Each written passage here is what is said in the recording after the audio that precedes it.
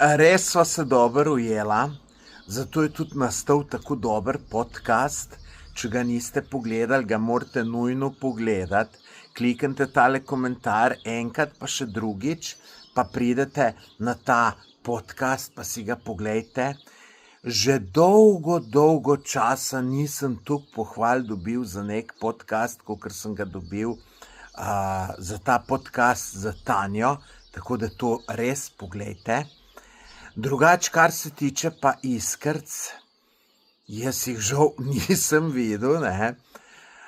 Drugače sva se s Tanjo pred podcastom dogovorila, da se tikava, pa ji ni šlo, me je kar vikala vmes, malo tudi tikala, no pol sva šla še na kavico, sva se lepo normalno pogovarjala, tikala, no zdaj, ko pa komunicirava preko sporočil, me pa spet vika.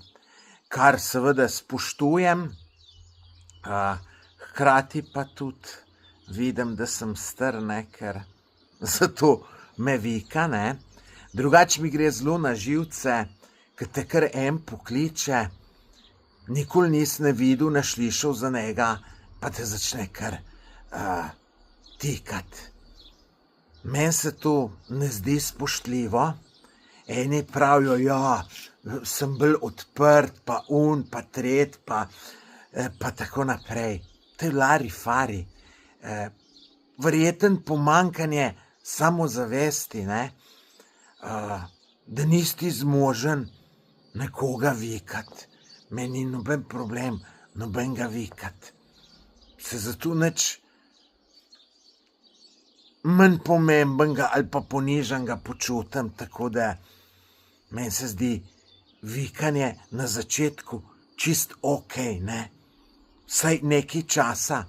To je približno tako, kot ko žensko povabiš na pijačo, ne. Imaš ponavadi v mislih, ne, končen cilj ti je, da boš seksal z njo. Saj pri meni je bilo tako, ko sem bil mlad, zdaj ne več, zdaj se veste, zdaj sem 2026, sem v celibatu, tako da sem se zaobljubil, da 2026 nič, tako da se ne bo kjera ustrašila, če bom na kavo povabil, da jo vabim na seks, ne. Ampak ti jo povabiš na pijačo, v mislih imaš pa seks, ne. Tako da je treba na začetku malo vljudnosti, ne moreš kar takoj tikati začeti človeka. Kaj pa vi mislite, dajte napisati v komentar.